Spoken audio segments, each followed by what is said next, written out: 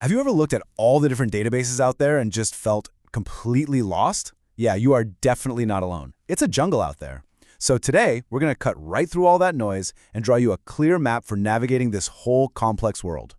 So here's our game plan. First, we're going to bust a big myth, this idea of a one-size-fits-all database. Then, we'll take a super quick tour of the major options you've got. After that, I'll introduce you to this really powerful modern strategy called the polyglot approach. We'll see how it works in the real world, and we'll wrap it all up with a simple framework you can literally use on your next project. Okay, let's get right to it. First up, the one database myth. You know, for the longest time in the software world, the answer to this question was a big, confident yes. The whole idea was you just pick one powerful, super reliable database for your entire application, and you're done. That's it. And 9 times out of 10, that one database was a relational one, the kind that speaks SQL. Think PostgreSQL or MySQL, and look, they are fantastic. They give you this incredible structure and rock-solid reliability, thanks to something called ACID compliance. That's basically just a guarantee that every single transaction, like a bank transfer, is handled perfectly from start to finish. But there was a catch. They had 2 big weaknesses. First, they were a real pain to scale out across a bunch of different machines. And second, that super rigid structure, it just wasn't built for all the messy, unpredictable data that the modern web started throwing at it. So as software got more and more demanding, that whole one-size-fits-all model really started to crack under the pressure. And what happened? A massive explosion of new options. Let's take a quick tour of what popped up. This new landscape basically split into 2 huge families. You've got your traditional SQL on one side and the newer NoSQL on the other. And it really all comes down to a core trade-off. With SQL's structured approach, you scale up, meaning you just make your one server bigger and more powerful. But with NoSQL's flexible approach, you scale out. You just keep adding more servers. It's this fundamental choice, right? Do you need rigid consistency or do you need distributed flexibility? And inside that NoSQL family, oh man, there is a whole zoo of specialists. You've got document databases, which are perfect for flexible data like product profiles where every item is different. Then there are key value stores. Their whole deal is just pure, unadulterated speed. Think caching. Columnar databases? They're built to drink from a fire hose of incoming data, which is awesome for analytics. And graph databases? Well, their superpower is understanding these crazy, complex connections, kind of like in a social network. So we've got all these amazing specialized tools. The big question is, what do we do with them? How do we actually put them to work? Well, that brings us to the modern solution, the polyglot approach. The real game changer here was the rise of microservices. See, instead of building one giant clunky application, a monolith, developers started building systems out of lots of small independent services that all talk to each other. And all of a sudden, trying to force every single one of those little services to use the exact same database, well, it just made 0 sense anymore. And this new way of thinking, it got a name, polyglot persistence. The idea is so simple, but it is absolutely revolutionary. It's this. You don't pick one database for your whole project. Nope. You pick the best database for each individual job inside that project. This is the core idea right here.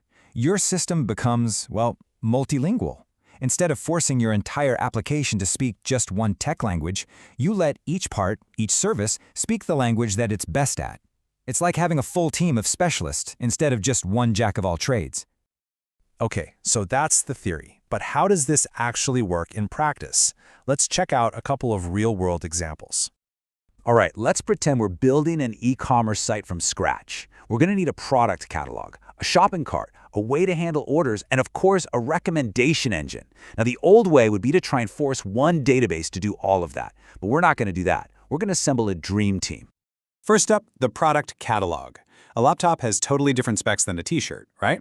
So we need flexibility. A document DB is the perfect fit. Okay, next, the shopping cart. This has to be lightning fast, so we'll use a key value store, something like Redis that just flies because it works in memory. But when it comes to orders and payments, no messing around. We need absolute total reliability. That is a classic job for our old friend, the relational database. And finally, for recommendations, figuring out people who bought this also bought that, a graph DB is perfect for mapping out all those complex connections. Okay, let's kick it up a notch. How about a really complex example, an IoT platform? Imagine we're collecting data from millions of little sensors scattered all over the world. So the basic info about the devices themselves, their ID, where they are, their settings, that's pretty stable stuff. It can live happily in a document or a relational database. But the data coming from the sensors? Whoa, that is a data fire hose. We're talking millions of records every minute. For that, you absolutely need a specialized time series or kilometer database that's just built for insane write speeds. And what about spotting problems as they happen, in real time? For that, you'd pair a stream processing engine with a super-fast key value store to catch anomalies on the fly. So we've seen the theory, and we've seen it in action. Which brings us to the most important question, right? How can you actually make these calls on your own projects? Well, let's put together a simple framework that'll help you do exactly that. And here's the good news. You don't have to be a world-class expert on every single database out there. You just need to know the right questions to ask. And honestly, it really just boils down to 3 key questions. First, what does your data actually look like? Is it structured, like a neat table? Is it a messy, flexible document? Or is it a web of connections, a graph? The shape of your data is your first big clue. Second, when things go wrong, say a network failure, what's more important to you? This gets at something called the CAP theorem, and it's a trade-off. Do you need perfect consistency, where everyone sees the exact same data at the exact same time no matter what? Or do you need availability, where the system stays up and running even if some data is momentarily out of sync? Your answer here is a huge pointer towards either SQL or NoSQL. And finally, number 3, how are you actually going to use the data? Are you just doing simple lookups, or are you running big, complex queries for analytics? How you access your data is just as critical as what the data is. So yeah, the era of one database to rule them all, it's over. Gone. The modern way, the smart way, is to build a team of specialists.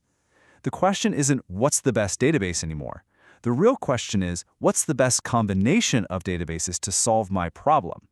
So as you start thinking about your next project, ask yourself that. What languages will it speak?